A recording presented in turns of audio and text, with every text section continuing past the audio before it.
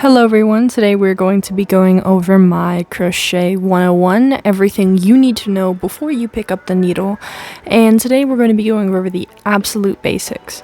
So before we begin, I just want to say the materials you should need before you begin crocheting, just to keep things simple and easy, is I definitely recommend using an acrylic yarn, something that's not too thick and that's very smooth, so a 5mm hook.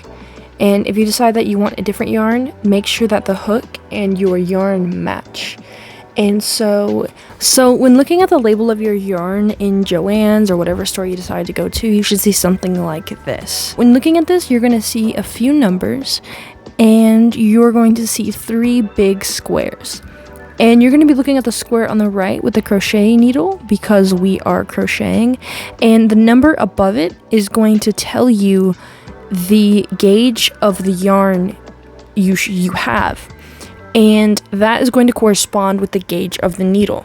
And so if you take a look at this crochet needle right here, you'll see on one side it has the brand and on the other side it says 5mm, and you're going to want to find yarn that says 5mm so you have the best control of the yarn whenever you're hooking it.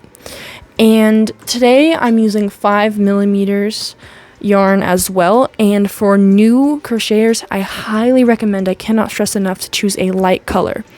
Don't choose black. I know it's really appealing because, you know, that whole grungy aesthetic, but it's going to be really difficult to be able to see what hole you're working into, especially as a beginner. So before we begin, I want to preface this by saying that I'm going to be going as slow as I can when I actually crochet, but it's going to take us a second to get there, because first we need to learn abbreviations.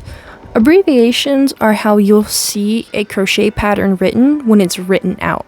So the 2 main differences you'll see for how to decide what you're going to crochet is you'll see patterns and you'll see videos. So the difference between patterns and videos is in a YouTube video you can see what the crocheter is doing, like my videos for example, but on a pattern you get to see the words, so they'll be explaining it to you through typed out words. And the benefit of crochet patterns is they're easy to store. You don't need your phone or something to actually use it. You can buy crochet books that will show you how to do it. You can rent them from your library, whatever you want. And that's how we're going to be going over it today. So the first thing you need to know as a complete beginner is the chain. A chain stitch is going to be abbreviated as CH. The chain stitch is the backbone of your piece, and throughout the video I'm not going to be referring to it as CH, don't worry, I'll be referring to it as a chain stitch, but I'm going to be showing you the words on the screen to help you memorize them. Don't worry, it is difficult at first to remember what each abbreviation corresponds to each phrase, but eventually you'll notice that it's kind of common sense and it's easy to remember after a while. The next thing you need to know whenever you're learning how to crochet is a single crochet. A single crochet is the simplest form of crochet, and again, don't worry, I'm going to be going over all of these phrases and abbreviations again when I'm actually showing you with the yarn. And the next one you need to know is a slip stitch. A slip stitch is the way that most crochet swatches are finished with. It's how you fasten them off. And a slip stitch is the easiest stitch in all of crochet, and you'll see why in a second. The last one we need to know is the one I like to call the common sense one. So the common sense ones are things like skip, when you're skipping a stitch, that's SK, or space, so you're counting how many spaces are in between each thing. That is SP or SPS, depending on how many spaces you're skipping. And these ones are super easy to remember because SK, skip spaces, and over time you will get to remember these two. So the last one you're going to need to know when working with patterns is repeat. So whenever it says repeat, what it's telling you is to do that exact step completely over again on the next row. And rows are a complete line of work. So I'm going to go ahead and get the yarn out and I'll show you guys what I'm talking about. So when you're first buying a skein from the store, this might be closer to what you're going to see after you take it out of the package. Some people recommend keeping the labels until you finish your piece, just in case you forget what gauge of crochet hook you're working with. I personally recommend keeping a crochet journal or just typing it in the notes of your phone, or keeping the hook with your project so you don't lose it. And there are often different debated ways on how you should use your yarn. Some people prefer to pull from the outside and some people prefer to pull from the inside. I think that pulling from the inside is better because you'll end up with something like this over time that is less likely to tangle versus pulling from the outside whenever you get closer to the middle and everything starts to get flimsy, is when things start to get confusing. And when it comes to pulling from the inside, this is called a center pull. The problem with center pulls is it's very difficult to find this little piece of yarn, as it's often shoved inside right here. If you're lucky and it's on the outside, you can go ahead and just pull, but if it's on the inside, you have to stick your fingers in there and kind of look for it. And for a center pull, you just pull from the center and your yarn will stay here and this will stay in place. And from the outside it's a little messy and your yarn might go flying everywhere, but to each his own. You can decide whichever way you want to do it. Personally, I like center pull, so I'm going to go ahead and use this purple center pull skein. And it's also important to note that these are called skeins. You'll often see different ways that crochet yarn and just yarn in general is packaged. You'll see hanks, cakes, skeins, center pulls, different things that you'll see. This is a skein right here, and this is also a skein. And so I'm going to hold on to this piece and move the rest off camera. So first, I'm going to be going over how to begin. So the first thing you should do before you begin is take a look at your crochet hook. So it's easy to get lost in the sauce and just go ahead and try to get started, but it's important to know what you're working with. So I'm working with a 5-gauge crochet hook that's made of metal. There are different types of crochet hooks that you might see on Amazon when you're looking to buy your first set. You might see metal crochet hooks like this one, metal ones with these rubber handles on them, or completely wooden ones as well. I highly recommend staying away from wooden ones. It's a sensory nightmare. And you may even see these really long ones called Afghan hooks. They're typically used for making blankets. My personal recommendation for beginners is always a metal hook. Whenever I was first starting out, I've broken multiple plastic and wooden hooks. I recommend using a metal hook, and whether or not you want the rubber is up to you. The gauge is written on the rubber one on the bottom right here, and some of these it comes out, I guess not this one. Usually on the inside of a rubber one, in case you lose it, the gauge is written right here, just in case something happens to the rubber piece. So don't worry at all about, there is nothing wrong with choosing a rubber handle, and if this even rubs off, it's even imprinted right here. So there really is no downside to the handle. I know some people like to put their crochet hooks on tennis balls because it's more ergonomic to have it on here whenever you're crocheting. Whatever is comfortable with you, you will find out in time. And so to begin, you're going to take your yarn, and I'm going to do this multiple times to make sure you guys understand. You're going to take your yarn in 2 fingers, and you're going to wrap it around like this. And see how I close my fingers to lock the yarn in place? And you're going to wrap it around like this, open your fingers up again, push it through, close your fingers again, and form an X. So I'm going to show you guys one more time. You're going to put it right here, wrap it around, right there, and form an X. Once your X is formed, you're going to flip your fingers over. So upon flipping your fingers over, you should see a few things. One, you should see this tail right here, from right here. You should see this tail, and you should see 2 strings. One string is going to be going off the edge and connected to the rest of your skein, and the second string is going to be connected to the X.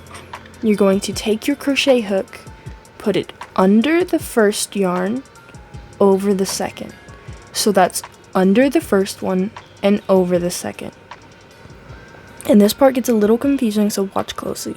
You're going to hook your yarn under your crochet hook and pull the second one under the first one.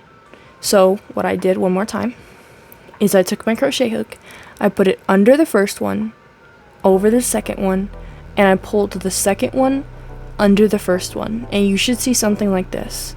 And then what you're going to do is you're going to rotate your crochet hook completely like this. After your crochet hook is completely rotated, you'll remove your fingers. And once your fingers are removed, you pull on both strings to form a slip knot. And by pulling on both strings, the knot will be formed around your crochet hook, and you can pull on both ends separately to tighten it, and you have successfully attached your yarn to your crochet hook. And I'll show you guys this one more time. So you take your yarn, you'll put it like this, form your X, flip it over, under, over, pull through, rotate it completely, and pull out your fingers, and pull on both pieces of yarn. You have successfully attached your yarn to your crochet hook. Then when it comes to being comfortable in holding your yarn, so this tail right here, you cannot just cut it off, because if you do, then the piece might unravel right here and your whole piece might fall apart. So what I recommend doing is using your pinky to hold that piece down while you crochet. This piece will be held. So the first thing that you usually will see in every pattern is either chain or a magic circle. A magic circle is more advanced, and we'll get to that some other time. So firstly is chaining. So I'm going to teach you guys how to chain. So chaining is pretty easy. All you're going to do is take your yarn that's connected to your skein, and you're going to yarn over. To yarn over is to take that piece of yarn and put it over your hook. And it's important that whenever you yarn over, you put it over the loop that is currently on your hook. So you're going to yarn over, like we did before, and pull through. To pull through is to pull however many loops are on your yarn through the first chain. And you'll see now that we have one chain on our hook, and we have one loop on our hook. And so to chain again, you're going to yarn over one more time and pull through that loop again. We have successfully chained twice. So you'll see some projects say chain 30, chain 50, some of them will even say chain 100, 110, but don't worry, we'll get there. So today we're going to be chaining 10. So I've already chained twice, so I'm going to yarn over and pull through for 3 chains, yarn over and pull through for 4 chains, yarn over and pull through for 5 chains, yarn over and pull through for 6 chains, yarn over and pull through for 7 chains, yarn over and pull through for 8 chains, yarn over and pull through for 9 chains, yarn over and pull through for 10 chains, I'm sorry. Now that we've crocheted 10, we're going to do our turning chain. So a turning chain is the chain that you do right before you flip your work. So this is a row of 10 chains. And every time you complete a row, you're going to chain the height, we'll get to that in a second, and flip your work this way. So because we're doing single crochets, a single crochet is the height of 1 chain. A double crochet is the height of 2 chains. A triple crochet, a treble crochet, is the height of 3 chains. So to chain 1 for our row of single crochets, you're going to block this chain off. And to block that off, that means to put your finger over it and to chain 1. Then we're going to single crochet. To single crochet, we're going to insert our hook into the hole that we blocked off. So this one right here. And we're going to insert our hook just like this. We're going to yarn over and we're going to pull through that chain only. You should have 2 loops on your hook. Then you're going to yarn over one more time and pull through both loops. So I'm going to show you one more time. You're going to insert your hook into the next chain that has nothing in it. Then you're going to yarn over and pull through just that chain. You should have 2 loops on your hook. Then you're going to yarn over and pull through both of those loops. I'm going to show you one last time. You're going to insert your hook into the next chain, yarn over, pull through, and you should have 2 loops. Then you're going to yarn over again, and pull through 2 loops. Now we're going to continue this all the way down the line.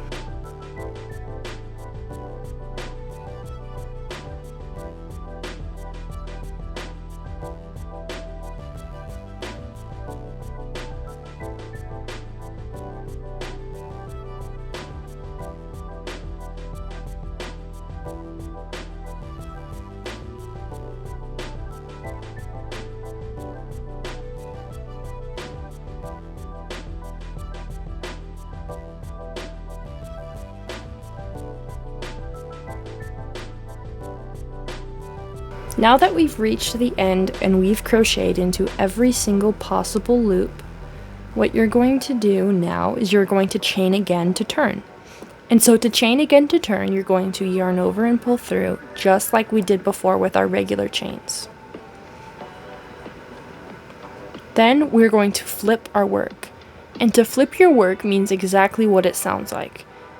You grab onto your chain and you're going to use that chain to flip your work. You're going to grab the right side of your work and flip it over to the left. Now you should be right back at the beginning, but have more work this time. Work is a word used to reference everything you've crocheted so far. Now we're going to go back down the line with single crochets one more time. To single crochet, you're going to insert your hook into that very next chain, yarn over and pull through, yarn over and pull through. Insert your hook, yarn over, pull through with 2 loops, yarn over, and then pull through both of those loops. And we're going to continue this all the way down the row.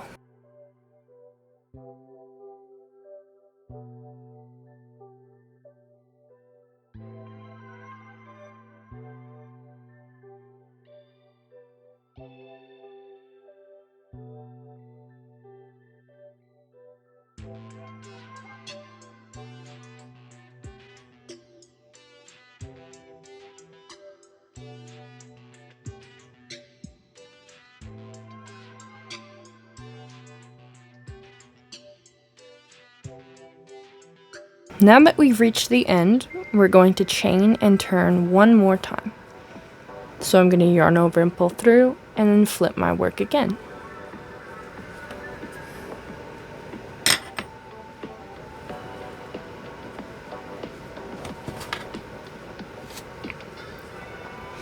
So you might have noticed that throughout this video, I've been holding my crochet hook in different ways. You can hold it however you're comfortable. Some people like to hold it like this, and some people like to hold it a lot like a pencil. So experiment with different ways of holding your crochet hook and see what works best. So now I'm going to go ahead and work through with single crochets one more time. So I'm going to push through that next chain, yarn over and pull through.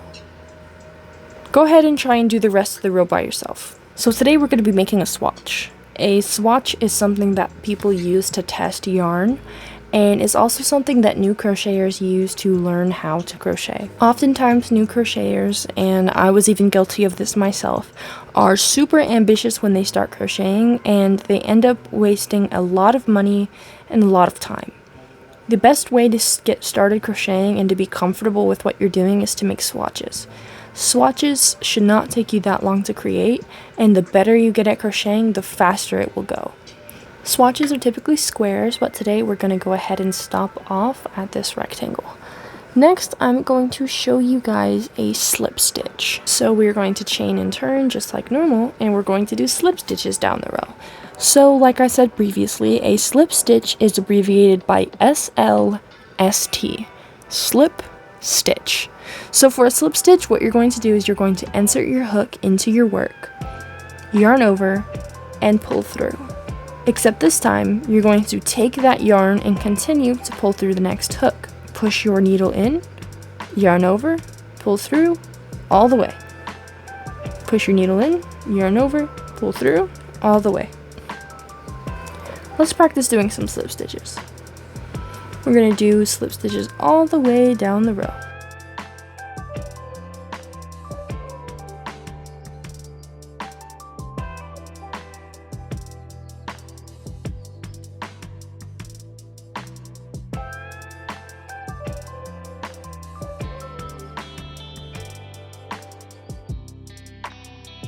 So when you're finishing off a slip stitch row, you're going to chain 1 just like normal. And this time we're going to learn skip. So skip, we're going to skip every other chain here. And so you can count what chain you're on by simply turning your piece this way and counting them out.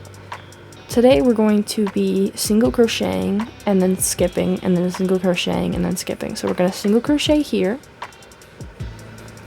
skip this stitch right here, and single crochet into the next one. Some patterns will tell you to chain 1 in between each stitch, but today we're just going to be single crocheting.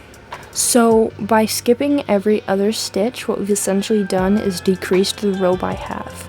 So this row, the one we just completed, has half as many chains as the one below it. So if we were to chain into every single one of these stitches, our piece would get thinner because it would be lowering the amount of chains the next row above it has. And this is an easy way to make triangles by skipping and then skipping and then skipping and then skipping until you get to 1. And this is also how you can use, in later more advanced projects, how you can make circles and spheres for plushies and different things like that. And now I'm going to show you guys how to fasten off a project. So we're going to single crochet all the way down the row. And now that we've reached the end, we're going to do kind of a slip stitch to fasten off. You're going to yarn over and pull through, except this time you're going to take your scissors and you're going to simply cut. I recommend leaving an inch or 2 in between the yarn and your cut, and you're going to pull. Now you're going to take this tail right here and you're going to tug on it so you can create a knot here and make sure the side is good. And the last thing I'm going to show you guys today is how to sew in your ends. So you'll notice that after a piece you'll have a bunch of these little tails here. So the easiest way to do it as a beginner is to use your needle. And so what you're going to do is you're going to weave this through one of the ends like you were sewing. Then you're going to yarn over with your tail and pull it through these sewing things. And you'll tug on it a little and you'll see that your yarn has been hidden inside of your work. And after you've done that for a few chains, you can go ahead and cut the rest off once you feel it is secure. And I'm going to go ahead and show you guys one more time with this bottom tail here. You're going to thread it through, yarn over, and pull through what you've previously looped through. Pull it back and cut it off. So today we've successfully crocheted a swatch. So you can crochet this swatch however big you want it to be when you're practicing. I want you guys to get really comfortable with this simple crocheting, and once you have these basics down, you can start watching my other videos. I highly recommend my Every Crochet Stitch Ever series, as that video is going to break down the absolute basics of how to do every single stitch there is in crochet. I'm going to start out with the single crochet, the double crochet, the treble stitch, and I'm going to get into more interesting stitches like the popcorn stitch, the strawberry stitch, the zigzag stitch, different things like that. And one day you too will be able to create some beautiful pieces.